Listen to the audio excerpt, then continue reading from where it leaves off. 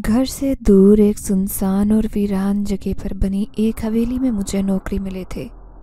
हवेली के बच्चों को पढ़ाने की जिम्मेदारी मुझे सौंपी गई थी। शोहर के छोड़ जाने के बाद मैं दर दर की ठोकरें खाने लगी। वो कहते हैं ना कि मुश्किल वक्त में खून के रिश्तों की पहचान बहुत अच्छे से होती है। मेरे साथ भी कुछ ऐसा ही हुआ था। मेरे ऊपर मुश्किल आन पड़ी तो मेरे सब रिश्तेदार मुझसे दूर होते चले गए। वो बहन भाई जो कभी एक दूसरे पर जान निछावर करते थे, आज मेरे मुश्किल वक्त में मेरे सब दुश्मन बने खड़े थे। कोई भी मुझे अपने साथ रखने के लिए तैयार नहीं था। अरे साथ देना तो दूर की बात, कोई भी मुझे अपने घर में 2 गज का टुकड़ा देने को तैयार नहीं था, जहाँ पर मैं अपने एक मासूम और अकलौते बेटे के साथ अपनी सारी ज़िंदगी गुजार देती। मेरा तो कोई कसूर भी नहीं था। ये सब किस्मत का लिखा था और किस्मत का ही खेल था, जिसके हाथों मजबूर होकर मैं सबके रहमो करम पर पड़ी थी। शादी के 2.5 साल बाद खुदा ने मुझे हुसैन की खुशी से नवाजा था। मैंने बहुत ही मन्नत और मुरादों से हुसैन को अल्लाह से मांगा था, मगर मैं ये नहीं जानती थी कि औलाद की खुशी पाने के बाद मेरी किस्मत मुझसे ऐसे कठिन इम्तिहान लेगी जिनके बारे में मैंने कभी सोचा भी नहीं था।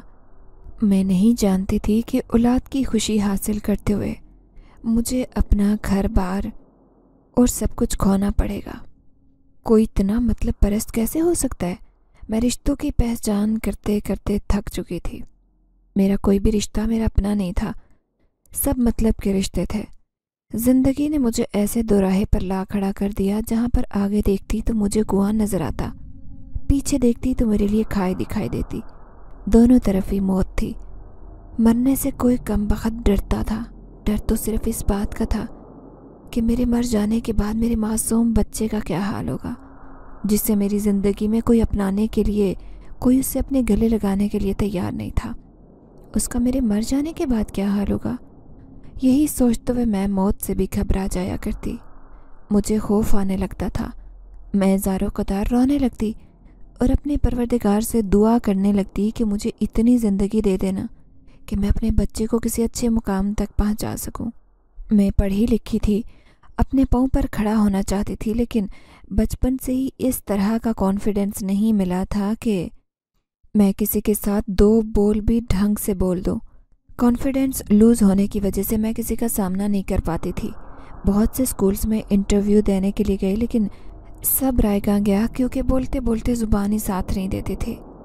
लफ्ज़ ज़ुबान से ऐसे फिसलते कि उनकी अहमियत ही ख़त्म हो जाती। मेरे पहनावे और मेरे कॉन्फिडेंस की वजह से मुझे कहीं पर भी अच्छी नौकरी मिलना मुमकिन नहीं था। मेरी ज़िंदगी पर मेरा खस्ता हुलिया एक काला साया बनकर हमेशा मंडलाता रहा। मेरे हुलिये की वजह से मेरी ज़िंदगी अजीरन हो गई, लेकिन मैं क्या करती? मेरी किस्मत ने मेरा ये हाल कर रखा था। किस्मत के साथ मैं कितनी देर लड़ने की कोशिश करती कि मैं अपनी किस्मत को बदल लूँ, लेकिन मेरी हर कोशिश नाकाम हो जाती। जब हर बंदा मुझे धुतकारता दिखाई देता, मेरा हौसला टूट जाता। मैं अपनी हिम्मत टूटते हुए देखती तो अपनी नज़र बच्चे पर डालकर फूट फूट कर रोने लगती और सोचने लगती कि इस नन्ही सी जान का क्या कसूर है, भला इसको किस जुर्म की सज़ा दी जा रही है। देखा जाए तो मुझे तो अपना भी कोई जुर्म नज़र नहीं आता था। कहीं पर भी मुझे अपनी कोई गलती नज़र नहीं आती। जब मैं अपनी ज़िंदगी पर नज़र दौड़ाती तो फूट फूट कर रोने लगती और सोचती कि कैसी ज़िंदगी पाई है। मेरा हंसता बसता घर पलक झपकने में ही तबाह व बर्बाद हो गया था। लोगों के हाथों की कठपुतली बनते हुए मैं अपनी ज़िंदगी के 8 साल गुजार चुकी थी, लेकिन मेरे लिए कहीं पर भी आसानियों वाला मामला दिखाई नहीं देता था। तमाम परेशानी के आलम में मैंने दर दर की ठोकरें खाई, अपनों और गैरों में फ़र्क महसूस किया और इस बात का यकीन हुआ कि मुश्किल वक्त में कोई साथ नहीं देता अपना। कोई भाई बहन किसी का भी बोझ नहीं उठाता। जब बेटियों की शादियां हो जाती हैं तो बेटियां पराई हो जाती हैं। फिर वो उजड़ कर आ जाएं या बेवा होकर आ जाएं तो उनके माँ बाप के घर तब जगह होती है जब तक माँ बाप जिंदा और सलामत हो। माँ बाप के मर जाने के बाद तो अपना घर जहाँ पर सारा बचपन गुजारा होता है वो आपके लिए बेगाना हो जाता है। वहाँ पर नए लोग नई हुक्मरानी के साथ जगह बना लेते हैं और आपकी जगह वहाँ से ऐसे ख़त्म कर दी जाती है जैसे कभी वो आपका घर था ही नहीं। मेरे साथ भी यही मामलात थे। میں جب اپنے شوہر کے ہاتھوں ذلیل و رسوا ہو کر اپنے ماں باپ کے گھر آئی تو ماں باپ تو اس دنیا میں تھے نہیں۔ بھائی بہنوں کی ذمہ داری بنتے ہوئے میں واپس اپنے ماں باپ کے گھر چلی آئی تھی، لیکن یہاں آنے کے بعد مجھے اس بات کا اچھی طرح سے اندازہ ہو چکا تھا کہ میری زندگی سب کی نظر میں ایک کھلونا ہے۔ ہر کوئی مجھے ذلیل و رسوا کرنے میں ایک منٹ نہیں لگاتا۔ ہر کسی کے دل میں یہی خیال تھا کہ ہمارے پاس ہی آ کر رکے تو ہماری بیوی اور بچوں کی کام والی بن کر زندگی گزارے۔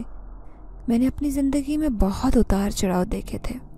میں نے خود اپنی زندگی کو اپنے ہاتھوں ہی بھٹی میں جھونک دیا تھا، لیکن میں اپنے بچے کی زندگی کو کسی بھی ایسی بھٹی میں جھونکنا نہیں چاہتی تھی جہاں میرا بچہ سسک کر زندگی گزارتا۔ یہی سوچتے ہوئے میں نے فیصلہ کیا کہ میں ایک کمزور ماں نہیں بنوں گی، میں ایک ایسی ماں بنوں گی جو اپنے بچے کی ڈھال بن کر اپنے بچے کی پرورش کرے گی۔ میں نے اپنے ساتھ یہ فیصلہ کیا کہ میں حسین کو کسی بھی مشکل کا سامنا نہیں کرنے دوں گی۔ میں زندگی کے ہر قدم پر اس کا ساتھ دوں گی، اس کی ڈھال بن کر کھڑی رہوں گی اور اس کے اوپر آنے والی ہر آفت کو پہلے مجھ سے ٹکرانا پڑے گا۔ یہ سوچتے ہوئے میں نے اپنی تمام مشکلوں اور پریشانیوں کو اپنے سینے سے لگایا، ہمت کرتے ہوئے اپنی زندگی کا ایک نیا آغاز کیا۔ اس آغاز کی پہلی سیڑھی حویلی میں نوکری کرنا تھی۔ مجھے حویلی میں پڑھانے کی نوکری مل گئی تھی۔ میں روزانہ اپنے بچے کو گھر میں اکیلا چھوڑ کر حویلی چلی جایا کرتی۔ وہ 4 گھنٹے جو مجھے حویلی میں گزارنے ہوتے میرے لیے کرب کا ساماں ہوتا۔ میرا دل بہت گھبراتا تھا یہ سوچتے ہوئے کہ میں اپنا بچہ گھر پر اکیلی چھوڑ آئی ہوں۔ 100 طرح کے وسوسے اور پریشانیاں مجھے آ گھیرتی تھی، مگر میری مجبوری تھی۔ یہ سب کچھ تو میں اسی لیے کر رہی تھی، اسی کو پانے کے لیے 2 وقت کا کھانا کھلانے کے لیے مجھے گھر سے باہر قدم نکال کر کام کرنا پڑتا تھا۔ میں 5 وقت کی نماز پڑھتی اور تہجد گزارتی۔ اپنے رب پر مجھے یقین تھا، اس پر توکل رکھتے ہوئے میں اپنے بچے کو اپنے رب کی حفاظت میں دے کر اپنے کام پر نکل جایا کرتی۔ ایک روز میں تہجد کی نماز پڑھ کر فارغ ہوئی تو میرے دل میں اپنے بیٹے کو لے کر طرح طرح کے وسوسے آنے لگے۔ میرا دل بہت ڈر گیا تھا، خوف کے مارے میری جان ہتھیلی پر آ گئی تھی۔ سوچ میں پڑ گئی کہ آج اپنے بیٹے کو گھر پر اکیلا چھوڑ کر نہیں جاؤں گی۔ طرح طرح کی باتیں ذہن پر منڈلا رہی تھی، لیکن حویلی سے چھٹی کرنا ممکن نہیں تھا۔ یہی سوچتے ہوئے کہ کہیں یہ نوکری بھی میرے ہاتھ سے چلی نہ جائے، میں کیا نہیں کرتی تھی، کیونکہ مجھے بہت مشکل سے یہاں نوکری ملی تھی، اس لیے میں نے چھٹی کرنا مناسب نہیں سمجھا۔ بچے کی پریشانی دیکھتے ہوئے دل میں خیال آیا کہ سورہ جن کی تلاوت کر کے پورے گھر کو پھونک دیتی ہوں۔ میں نے اپنی اماں سے سنا تھا کہ سورہ جن کی تلاوت سے گھر کی حفاظت اللہ کے حکم سے نیک جنات کرتے ہیں، اور وہ گھر میں کسی بھی قسم کی پریشانی کو داخل نہیں ہونے دیتے، کیونکہ سورہ جن کی تلاوت کے بعد جنات اس گھر کو اپنے حصار میں لے لیتے ہیں۔ میں نے یہ سب کچھ سنا تھا اور میرا ان باتوں پر یقین بھی تھا۔ میں ہمیشہ ہی سورہ جن کی تلاوت کیا کرتی تھی اور اپنے گھر میں حصار دے دیا کرتی تھی۔ آج بھی میں نے سورہ جن کی تلاوت کرتے ہوئے اپنے بچے پر پھونک ماری اور پورے یقین کے ساتھ یہ سوچتے ہوئے اپنے کام کے لیے نکلی کہ اب مجھے یا میرے بچے کو کسی قسم کی مشکل کا سامنا نہیں کرنا پڑے گا۔ میرا نام سماویہ ہے، سب گھر والے پیار سے مجھے سومی کہہ کر بلایا کرتے تھے۔ میرے ابا ایک نقشہ نگار تھے۔ ابا لوگوں کے خوابوں کو نقشے میں قید کر کے ان کے خوابوں کو پورا کرنے میں ان کی مدد کیا کرتے تھے۔ لوگ اپنے نئے گھروں کے نقشے ابا سے بنواتے، ابا نقشوں میں جان ڈال دیا کرتے تھے۔ لوگوں کو ابا کے ہاتھ کے بنائے ہوئے نقشے بہت پسند آتے۔ اس طرح ابا کا کاروبار اچھا چلتا اور اماں گھریلو خاتون تھی۔ ہم 3 بھائی اور 2 بہنیں تھیں۔ 5 بچوں کے ساتھ ابا گھر کا گزر بسر بہت اچھے سے کر لیتے۔ ابا کا کام اچھا ہونے کی وجہ سے ہمیں کسی مشکل کا سامنا نہیں کرنا پڑتا تھا۔ ہم 5 بہن بھائی بہت اچھی زندگی گزار رہے تھے۔ دیکھتے ہی دیکھتے ہم سب جوان ہو گئے تھے۔ کیونکہ میں سب سے چھوٹی تھی اس لیے میری عمر ابھی اتنی نہیں تھی۔ ابا نے ہمیں نہ صرف اچھی تعلیم دلوائی تھی بلکہ ہماری ضروریات کا بھی بھرپور خیال رکھتے۔ میری عمر ابھی 7 سال تھی جب میرے ابا اچانک وفات پا گئے۔ ابا کو شوگر کی بیماری تھی اور اچانک سے شوگر ہائی ہونے کی وجہ سے ابا کو دل کا دورہ پڑا اور موقع پر ہی ابا کا انتقال ہو گیا۔ میں بہن بھائیوں میں سب سے چھوٹی تھی اور ابا کے ساتھ بہت مانوس تھی۔ چھوٹی ہونے کی وجہ سے میں اماں اور ابا کی بہت لاڈلی تھی۔ ابا کے چلے جانے کے بعد گھر کے حالات اچانک سے خراب ہونے لگے تھے۔ پریشانیوں نے ہمارے گھر کو آ گھیرا۔ ایسے لگتا کہ ان مشکلات کا سامنا کرتے کرتے زندگی ختم ہو جائے گی، مگر پریشانیاں ختم نہیں ہوں گی۔ میری اماں نے بہت ہی مشکل سے بڑے بھائی کو ڈاکٹر کی تعلیم دلوائی، جبکہ باجی اور باقی کے 2 بھائیوں نے BA تک تعلیم حاصل کی۔ اس مہنگائی کے دور میں تعلیم حاصل کرنا بہت مشکل تھا۔ تبھی اماں کے ساتھ والی خالہ صابرہ اماں کو مشورہ دیتے ہوئے کہنے لگی، ارے بہن، کیسے پالو گی ان 5 بچوں کو باپ کے بغیر؟ میری مانو تو بینک سے کچھ قرضہ لو اور اپنے گھر کے اوپر والے پورشن کو تیار کروا لو، اسے کرائے پر دے دو۔ بچے ابھی چھوٹے ہیں، ان کی پڑھائی کے اخراجات پورے نہیں ہوتے، یہ سب تم اکیلی کیسے کرو گی؟ خالہ صابرہ کی بات سنتے ہوئے اماں سوچ میں پڑ گئی تھی۔ اماں اللہ کا شکر ادا کرتی تھی کہ ابا نے اپنا گھر بنا دیا تھا۔ تبھی اماں نے اپنا زیور بینک میں رکھوا کر قرضہ لے کر گھر کے اوپر والے پورشن کو بنوانے کا فیصلہ کیا۔ اماں نے گھر کا ایک پورشن کرائے پر دے دیا۔ 30,000 کرایہ ہر مہینے مل جانے کی وجہ سے ہمیں پڑھائی میں بھی زیادہ مشکلات کا سامنا نہیں کرنا پڑ رہا تھا۔ باجی جوان ہو گئی، گھر کے کام باجی سنبھالتی تھی اور ساتھ ہی ساتھ اسکول میں جاب بھی کرنے لگی تھی۔ اماں چونکہ 5 وقت کی نمازی اور تہجد گزار تھی، اسی لیے محلے کی سب عورتیں ہی اماں سے اپنے معاملات شیئر کرتی اور وظائف پوچھ کر جایا کرتی تھی۔ اماں بچوں کو دم بھی کر دیا کرتی تھی۔ یہ سب کام اماں فی سبیل اللہ ہی کرتی تھی۔ اماں نے کبھی کسی سے اس کام کے لیے پیسے کی ڈیمانڈ نہیں کی تھی۔ اللہ کی رضا کے لیے اماں کے پاس جو علم تھا، لوگوں کو اس علم سے فیض یاب کیا کرتی تھی۔ اکثر اماں سے اپنے بچوں کو دم کروانے کے لیے عورتیں گھر آیا کرتی تھی، اور وہ جب باجی کو اسکول جاتے دیکھتی تو اماں سے کہنے لگتی، ارے بہن، بیٹی جوان ہو گئی ہے تو کیا ساری زندگی سے گھر کے کام کاج ہی کرواؤ گی یا محنت مزدوری کرتے اسے بوڑھی کر دو گی؟ لوگ بات کرتے تو سوچا نہیں کرتے تھے، لیکن اماں کے دل پر وہ بات نقش کر جایا کرتی۔ کوئی بھی پریشانی کی بات اماں اپنے دل پر لگا لیتی تھی۔ لوگوں کی باتیں سنتے ہوئے اب اماں کو باجی کی شادی کی فکر کھائے جانے لگی۔ میں بھی 8ویں جماعت میں تھی جب میری بڑی بہن کا ایک بہت اچھی جگہ سے رشتہ آیا۔ اماں نے وقت ضائع کیے بغیر باجی کی شادی طے کر دی۔ سادگی سے ہی باجی کو دلہن بنا کر ان کے گھر رخصت کر دیا گیا۔ بڑے بھائی جو کہ ڈاکٹر بن چکے تھے، اب اماں کو ان کی شادی کی فکر ہونے لگی۔ بڑے بھائی کیونکہ ڈاکٹر تھے، اسی لیے انہوں نے اپنے لیے ہی اپنی کلاس فیلو کو پسند کر رکھا تھا۔ اماں نے بھائی کی پسند کو مد نظر رکھتے ہوئے بھائی کی شادی بھی وہیں پر کر دی جہاں وہ چاہتے تھے، لیکن کون جانتا تھا کہ ایسا کرنے سے اماں اپنا ہی بیٹا ہاتھ سے گنوا بیٹھیں گی۔ ڈاکٹری کے بعد بھائی شادی کر کے بیرون ملک ہمیشہ کے لیے چلے گئے۔ وہاں جانے کے بعد بھائی نے کبھی واپس آنے کی ضرورت ہی محسوس نہیں کی۔ وہ ہر ماہ اماں کو خرچہ بھیج دیا کرتے تھے، لیکن خود کبھی بھی اپنے وطن واپس لوٹ کر نہیں آئے تھے، کیونکہ بھابھی وطن واپس آنا ہی نہیں چاہتی تھی۔ اماں تو بھائی کی شکل دیکھنے کو ترس جاتی، کئی دن اماں بھائی کی آواز سننے کو ترس جاتی، لیکن بھائی ہمیشہ مصروف ہونے کا بہانہ لگا کر اماں کو ٹال دیا کرتے تھے۔ ایسا نہیں تھا کہ بھائی کو اماں سے محبت نہیں تھی، اماں میں بھائی کی جان بستی تھی، لیکن وہ اپنی شادی شدہ زندگی کو کسی آزمائش میں نہیں ڈالنا چاہتے تھے۔ یہی وجہ تھی کہ وہ اماں کو ہمیشہ تسلی دیتے کہ میں آؤں گا، لیکن پلٹ کر کبھی واپس نہیں آئے۔ بھائی نے ہمارے پورے گھر کے اخراجات اٹھا رکھے تھے، پیسے کی کوئی کمی نہیں تھی، سب کی تعلیم مکمل ہو چکی تھی۔ باجی اپنے گھر میں اپنے شوہر کے ساتھ زندگی گزار رہی تھی اور میں اپنے 2 بھائیوں اماں کے ساتھ رہ رہی تھی۔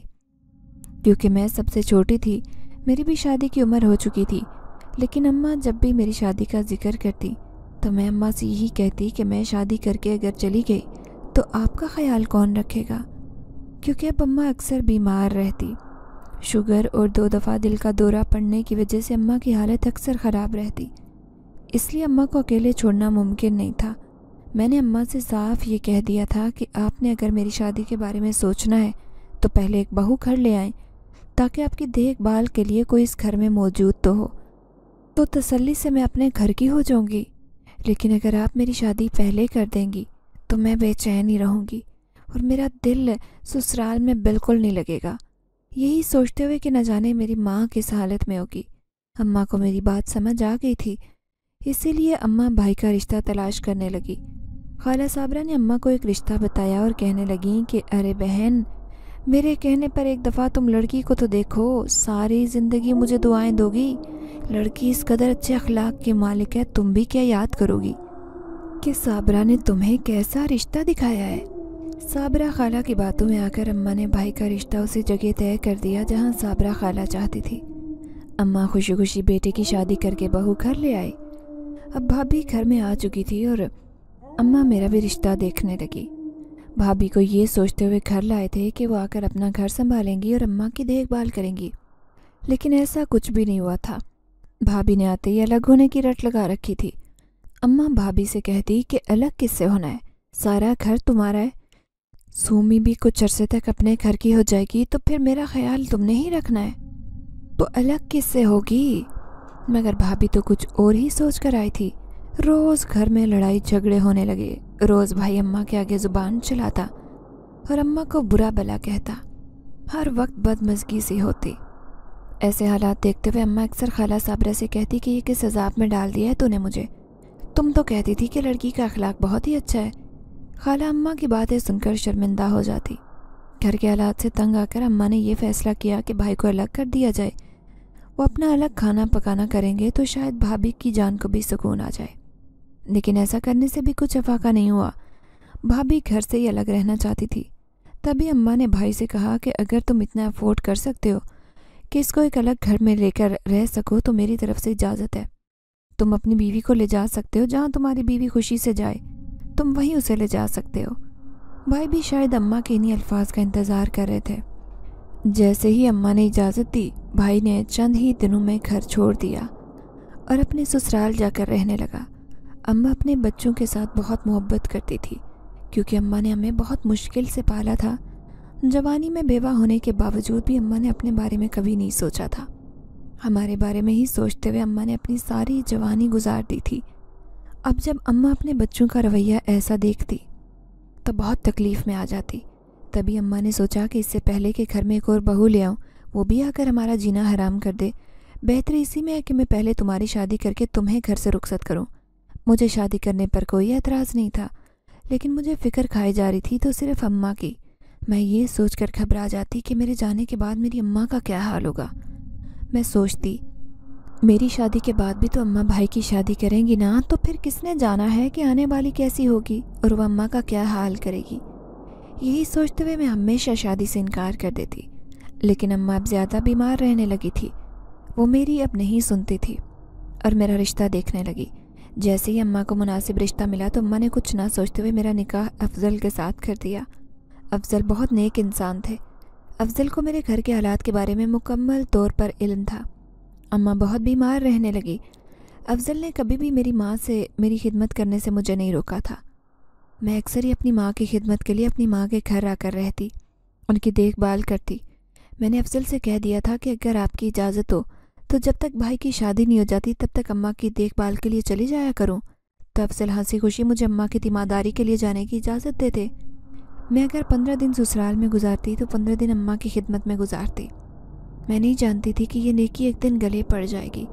بظاہر تو افضل مجھ سے بہت محبت کرتے تھے، میرے بغیر ایک پل بھی نہیں رہتے تھے۔ وہ اکثر ہی میرے ساتھ اماں کے گھر بھی آ کر رک جایا کرتے، لیکن کون جانتا تھا کہ میرے لیے یہ نیکی پھانسی کا پھندا بنے میرا انتظار کر رہی ہے۔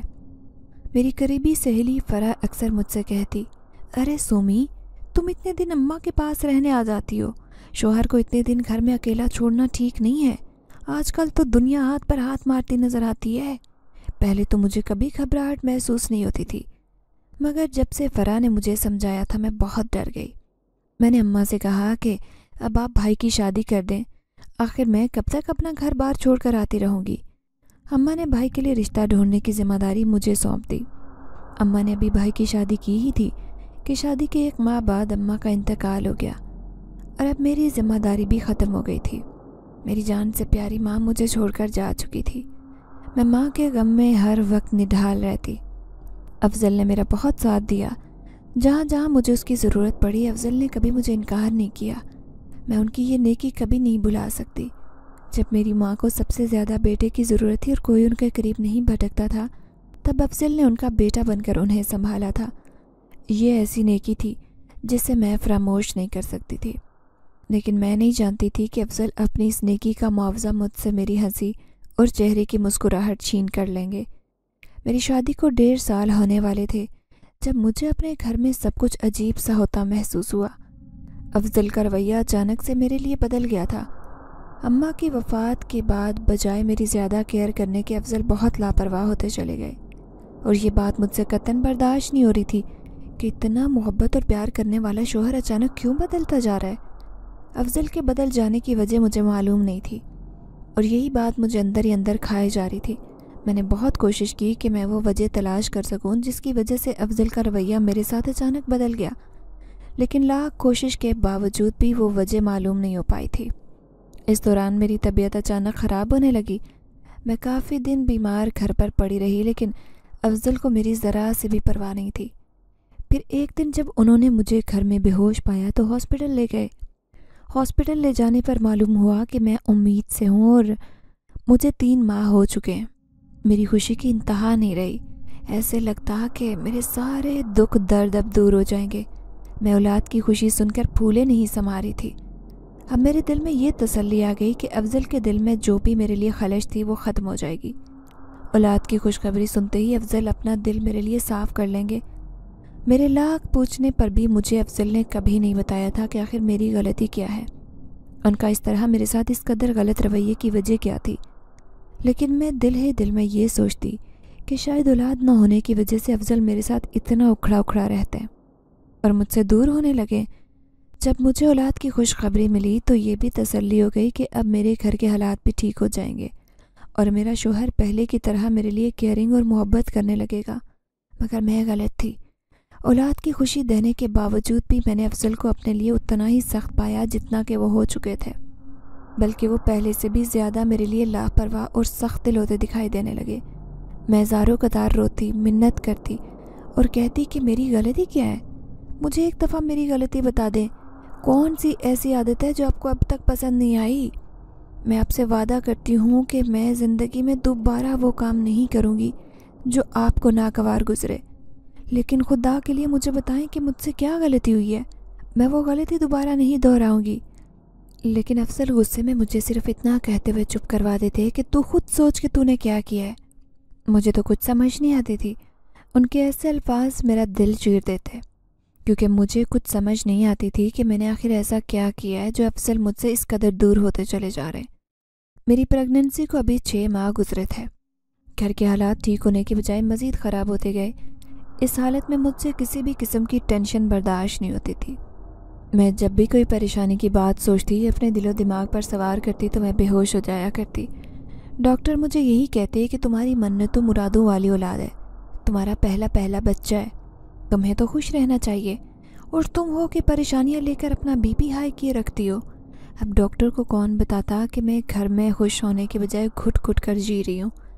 वक्त ऐसे ही गुजरता गया, लेकिन अफजल के मूड की मुझे कुछ समझ नहीं आती।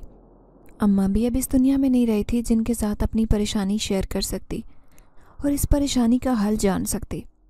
मुझे कोई दिखाई नहीं देता था जिसके साथ मैं अपने दिल की बात करके दिल का बोझ हल्का कर लिया करती। आखिरकार अल्लाह ताला ने मुझे चांद से बेटे से नवाजा। मैं बहुत खुश थी जब हुसैन को अल्लाह ने मुझे अता किया था। तब मुझे अपना घर बिखरता हुआ नजर आया। अफजल हर वक्त मुझसे कहते कि मैं तुम्हारे साथ बिल्कुल ठीक हो जाऊंगा अगर तुम मेरी एक बात मान लो। जब मैंने अफजल से कहा कि मैं आपकी सारी बातें मानने के लिए तैयार हूँ, लेकिन घर का माहौल ठीक कर लें, मेरे साथ पहले की तरह प्यार मोहब्बत से रहें जैसे हम ज़िंदगी गुजार रहे थे। अब तो अल्लाह ने हमें औलाद भी अता कर दी है। एक औलाद की कमी थी और मुझे लगता था कि शायद आप औलाद की वजह से ही मेरे साथ ऐसा रवैया इख्तियार किए हुए, लेकिन अब मुझे लगता है कि आपके इस रवैये की वजह औलाद भी नहीं थी। आपकी इस रवैये की वजह कुछ और ही है। कोई ऐसी बात है जो आप मुझसे करना चाहते हैं लेकिन कर नहीं पा रहे। उसी के बोझ तले दबे हुए आप मेरे साथ अपना रवैया इस तरह का इख्तियार किए रखते हैं। तभी अफजल ने मुझसे कहा कि तुम मेरी एक बात मान लो तो मैं तुम्हारे साथ बिल्कुल ठीक हो जाऊंगा। जब मैंने ये जानना चाहा कि ऐसी कौन सी बात है जिसके बाद आप मेरे साथ बिल्कुल ठीक हो जाएंगे, तो अफजल ने मेरे सामने एक ऐसा सवाल रखा जिसे सुनते ही मेरे पैरों तले से ज़मीन निकल गई। अफजल ने मुझसे अपनी दूसरी मोहब्बत के बारे में इजहार करते हुए कहा कि मैंने दूसरी शादी कर ली है اور میں چاہتا ہوں کہ میں اپنی اس بیوی کو بھی تمہارے ساتھ رکھوں۔ افضل کے یہ الفاظ سننے تھے کہ میرے اوپر غموں کا پہاڑ ٹوٹ پڑا۔ میں نے کبھی سوچا بھی نہیں تھا کہ وہ جان سے زیادہ محبت کرنے والا شوہر اچانک ایسا رنگ بدلے گا کہ میری زندگی ہلا کر رکھ دے گا۔ میں نے کبھی سوچا بھی نہیں تھا کہ افضل میرے اوپر سوتن لے کر آئیں گے۔ اتنا بڑا فیصلہ کرتے ہوئے افضل کا دل نہیں کانپا۔ میں زار و قطار رو رہی تھی۔ میرے پاس کوئی الفاظ نہیں تھے جو میں افضل کو ان سوالوں کا جواب دے سکتی۔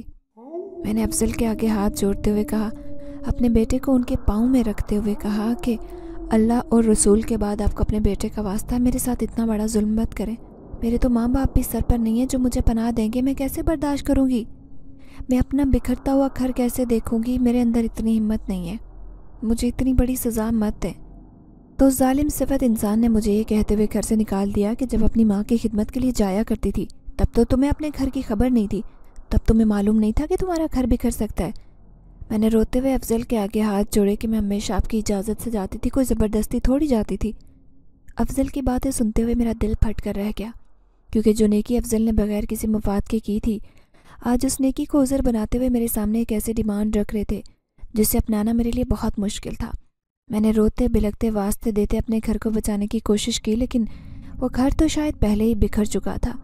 دوسری عورت کے آگے افضل کو اپنی اولاد بھی دکھائی نہیں دیتی تھی۔ افضل نے مجھے صاف بول دیا تھا کہ میں تمہارے گھر کا کوئی خرچہ نہیں اٹھاؤں گا اور نہ ہی تمہارے اور حسین کے ساتھ رہوں گا۔ مجھے اپنی نئی دلہن کے ساتھ زندگی گزارنی ہے، میں اس کے ساتھ رہوں گا۔ ان کی یہ بات سنتے ہوئے میرے پاؤں تلے سے زمین نکل گئی۔ میرا جی چاہا کہ زمین کھلے اور اس میں سما جاؤں، میں اپنے بیٹے کے ساتھ خودکشی کر لوں۔ میں زندگی کی سختیاں برداشت نہیں کر سکتی تھی، لیکن مجبوراً مجھے برداشت کرنا پڑا۔ میں افضل کی ہر شرط ماننے کے لیے تیار ہو گئی، کیونکہ میں جانتی تھی کہ میرے آگے پیچھے کوئی نہیں ہے، کوئی میرا ساتھ نہیں دے گا۔ میں نے یہ سوچتے ہوئے افضل کی ہر شرط منظور کر لی تھی کہ میری زندگی تو اجڑ ہی گئی ہے، لیکن بنا باپ کے حسین کی زندگی بھی تباہ ہو جائے گی۔ یہی سوچتے ہوئے میں نے ان کی ہر زیادتی ظلم کو اپنے گلے سے لگا لیا، لیکن اتنا سب کچھ سہ جانے کے بعد بھی افضل کا دل نہیں بھرا۔ اب وہ میری گود سے میری ننھی معصوم سی اولاد چھین کر اس عورت کی گود میں ڈالنا چاہتے تھے جس نے پہلے ہی میرا سب کچھ چھین لیا۔ یہ بات مجھے قطعاً منظور نہیں تھی۔ میں نے افضل سے کہا کہ میں آپ سے اتنی محبت کرتی تھی کہ میں آپ کا بال تک بھی کسی کو نہیں دیتی تھی، لیکن پوری کا پورا افضل اس ظالم عورت کے ہاتھ میں تھما دیا۔ اب آپ مجھ سے میری سانسیں چھیننا چاہتے ہیں، دھڑکن تو پہلے ہی آپ اسے دے چکے ہیں۔ اب مجھ سے میری اولاد چھین کر مجھے جینے کا حق ہی چھین لینا چاہتے ہیں۔ وہ تو میں کبھی نہیں ہونے دوں گی۔ میں اپنی اکلوتی اولاد اس گھٹیا عورت کی گود میں کبھی نہیں ڈالوں گی جس نے میری زندگی کو تار تار کر کے رکھ دیا۔ اولاد نہ ہونے کی وجہ سے افضل نے مجھے طلاق دیتے ہوئے دھکے دے کر گھر سے نکال دیا۔ میرا بچہ بھی میرے ساتھ میرے ہاتھ میں تھماتے ہوئے کہا کہ دوبارہ زندگی میں مجھے اپنی شکل مت دکھانا۔ میں نے کبھی سوچا بھی نہیں تھا کہ زندگی اس طرح کا امتحان لے گی۔ میں روتی بلکتی آدھی رات کو سڑکوں پر دھکے کھاتی یہ سوچتی رہی کہ کہاں جاؤں، میرا کون سا کوئی ٹھکانہ تھا۔ کچھ نہ سمجھ آتے ہوئے اپنی عزت کو بچاتے ماں کے گھر جانے کا فیصلہ کیا۔ وہاں جانے کے بعد انہیں جب بتایا کہ افضل نے مجھے طلاق دے کر گھر سے نکالا ہے، بھائی اور بھابھی سے یہ بات ہضم نہیں ہو رہی تھی کہ میں ان کے پاس ہمیشہ کے لیے آ گئی ہوں۔ انہوں نے بھی جلی کٹی سناتے ہوئے مجھے دھکے دے کر گھر سے نکالا اور کہا کہ کبھی اس گھر میں پاؤں مت رکھنا، آنا ہوا تو ہنسی خوشی آنا، ہمیشہ کے لیے اس گھر میں رہنے کی سوچتے ہوئے کبھی مت آنا۔ میں اپنے ماں باپ کے گھر سے نکال دی گئی تھی۔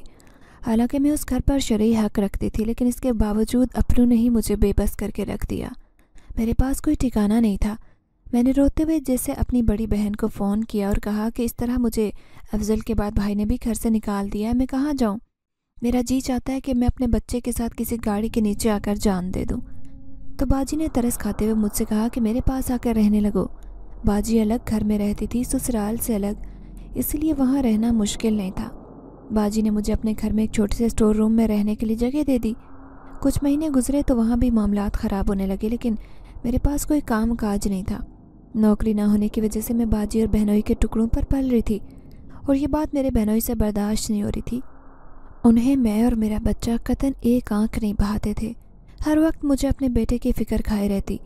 کوئی رستہ دکھائی نہ دیتا، میں 5 وقت کی نمازی تہجد گزارتی، رو رو کر اللہ سے دعا کرتی اور کہتی کہ میرے لیے نہیں، میری اولاد کے لیے مجھے اتنی ہمت دے دے کہ میں اپنے بچے کے لیے کچھ کر لوں۔ اب تو مجھے موت سے بھی ڈر لگتا تھا۔ جب میں اپنے ارد گرد حالات دیکھتی تو یہ سوچتی کہ اگر میری آنکھیں بند ہو جائیں تو میرے حسین کا کون ہے؟ मेरे बच्चे को कौन देखेगा? मैं ये सोचते हुए सर से पाँव तक हिल कर रह जाती थी। पढ़ी लिखी तो मैं थी, लेकिन कॉन्फिडेंस ना होने की वजह से मुझे कहीं नौकरी नहीं मिलती थी। मेरी सारी ज़िंदगी अपने बहन भाइयों की और माँ की खिदमत में गुजर गई थी। ना ही मैं कभी घर से निकली थी और ना ही मेरे अंदर कॉन्फिडेंस था। यही वजह थी कि मुझे कहीं पर भी अच्छी नौकरी नहीं मिल रही थी। फिर अचानक से खुदा को मेरी ज़ात पर तरस आ गया और मुझे अपने घर से काफ़ी दूर एक सुनसान जगह पर बनी एक हवेली में टीचिंग की जॉब मिल गई। हवेली में मुझे बच्चों को पढ़ाने की नौकरी मिली। मैं बहुत खुश थी कि मुझे नौकरी मिल गई है और मैं अब अपनी और अपने बच्चे की ख्वाहिशात को खुद पूरा कर सकती हूँ। ये सोचते हुए मैंने नौकरी शुरू कर दी थी। बच्चा सारा दिन मेरे साथ रहता। वो 4 घंटे जो मैं हवेली में नौकरी के लिए जाया करती थी, वो 4 घंटे बच्चा अपनी खाला के पास रहा करता। लेकिन देखते ही देखते सब रिश्ते ही कड़वाहट में बदल गए। शायद मेरी कमाई से मेरी बहन को भी उलझन होने लगी थी। मैं जो कमाती थी उसमें से चंद पैसे अपनी बहन को देती, बाकी अपने और अपने बच्चे की ज़रूरियात के लिए रख लेती।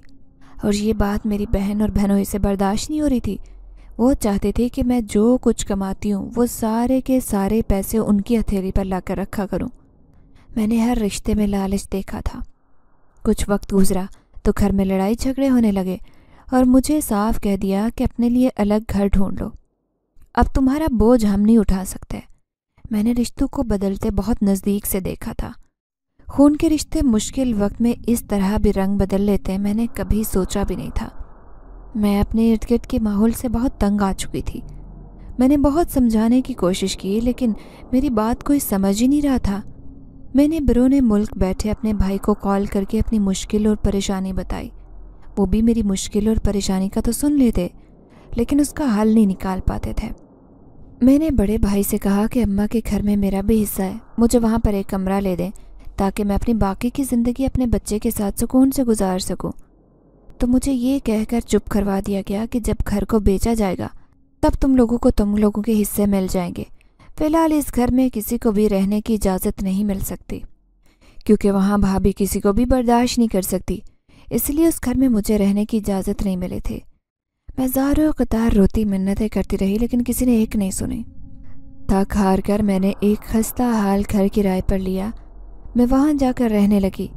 घर की हालत ऐसी नहीं थी कि वहाँ पर कोई 2 मिनट सांस भी ले सकता, लेकिन मेरी मजबूरी थी क्योंकि मैं ज़्यादा किराया अफोर्ड नहीं कर सकती थी। मेरी तनख्वाह इतनी नहीं थी कि किराए और बिल और खाने पीने का सारा इंतज़ाम कर सकती। घर के हालात बहुत ख़राब थे। ये सोचते हुए मैंने यही खस्ता हाल घर ले लिया ताकि कुछ ना कुछ ज़िंदगी को सुकून तो मैसर आएगा। अब मैं हवेली नौकरी पर जाया करती और बच्चे को घर पर अकेला छोड़ देती। मुझे हर वक्त हुसैन की फ़िक्र खाई जाती थी, क्योंकि मैं अपने नन्हे से बच्चे को घर पर अकेला छोड़ जाया करती थी। हर रिश्ते ने मुझसे मुंह मोड़ लिया। मैं किस पर मान करती। हवेली वाले बहुत अच्छे थे, लेकिन वहाँ भी बच्चे को साथ ले जाने की इजाज़त नहीं थी। हवेली में मेरी मालकिन बहुत एहसास करती जब उन्हें पता चला कि मैं तलाक याफ्ता और एक बच्चे की माँ हूँ और कोई बहन भाई मेरा साथ नहीं देता, मेरा खर्चा नहीं उठाता, तो मेरी मालकिन मेरा बहुत साथ देती। अक्सर ही मुझे शाम का खाना दे दिया करती ताकि मेरे पैसे बच जाएं और मुझे अलग से खाना ना बनाना पड़े। इस तरह वो मेरा एहसास करती। मैं जो कमाती वो किराए और बिलों में निकल जाता। इस दौरान मेरे कई रिश्ते आए, लेकिन मैंने शादी से इनकार कर दिया क्योंकि मैं जानती थी कि कोई किसी का नहीं बनता।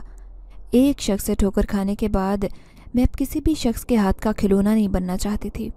मेरे लिए मेरा एक ही मकसद था, मेरा बच्चा, जिसे मैं पाल पोस कर उस मुकाम पर पहुंचाना चाहती थी जहाँ वो एक अच्छी और इज़्ज़त की ज़िंदगी गुजार सके, उसे किसी के आगे हाथ न फैलाना पड़े। वक्त ऐसे ही गुजरता गया और मैं हुसैन को अच्छी तालीम दिलवाने और उसकी हर ख्वाहिश का एहसास करते हुए ज़िंदगी गुजारने लगी। अब हुसैन 6 साल का हो चुका था और मैं जब भी हवेली बच्चों को पढ़ाने के लिए जाती तो मुझे हुसैन की फ़िक्र होने लगती। मेरे दिल में तरह तरह के वसवसे आते कि खुदा न खास्ता अगर कोई मसला हो जाए मेरे नन्हे से बच्चे के साथ तो कौन उसका वाली वारिस होगा। ये सोचते हुए मेरी रूह तक कांप जाती, लेकिन मेरी मजबूरी थी, कमाना भी ज़रूरी था। कमाए बगैर गुजारा भी नहीं था। मैं अक्सर अपने बहन भाइयों के बारे में सोचती तो ज़ारों कतार रोने लगती और सोचती कि ये किस तरह के रिश्ते हैं, खून कैसे सफ़ेद हो जाते हैं। शादियों के बाद बेटियों के लिए माँ बाप का घर कैसे पराया हो जाता है कि कोई एक लम्हे के लिए भी बहनों को बर्दाश्त नहीं करता। ماں باپ زندہ ہوتے تو شاید اس طرح کی ضلالت نہ ہوتی، لیکن ماں باپ کے نہ ہونے کی وجہ سے مجھے زندگی میں ٹھوکروں کا سامنا کرنا پڑا تھا۔ آج حویلی جاتے مجھے بہت خوف آ رہا تھا۔ کچھ دن ہوئے تھے حویلی کے ساتھ، مجھے اب اپنے گھر سے بھی خوف آنے لگا۔ اپنے بچے کو لے کر نہ جانے کیوں میرے دل میں خوف بیٹھا جا رہا تھا۔ ان وسوسوں نے مجھے سکون سے سونے تک نہیں دیا۔ ساری رات میری آنکھ نہیں لگی۔ میں اپنے گھر سابقہ شوہر کو یاد کر کے زاروں قطار رو رہی تھی اور سوچ رہی تھی کہ مجھے کس راستے پر افضل نے چلا دیا، جہاں کہیں دور تک منزل دکھائی نہیں دیتی۔ اکیلی اس راستے پر چلتی جا رہی تھی۔ حسین کو لے کر میرے دل میں طرح طرح کے خیال آ رہے تھے۔ تبھی میرے بے چین دل نے تہجد کی نماز پڑھنے کا ارادہ کیا۔ جیسے ہی تہجد کی نماز سے فارغ ہوئی تو میں نے سورہ جن کی تلاوت شروع کی۔ سورہ جن کی تلاوت کرنا میری روزمرہ کی عادت تھی۔ میں اس سورت کی تلاوت ہمیشہ کیا کرتی، کیونکہ مجھے اماں نے بتا رکھا تھا کہ سورہ جن کی تلاوت کرنے والے گھر کی حفاظت اللہ تعالیٰ کے حکم سے جنات کرتے ہیں، اور وہ نیک جنات گھر پر کسی بھی قسم کی مشکل یا پریشانی کو نہیں آنے دیتے۔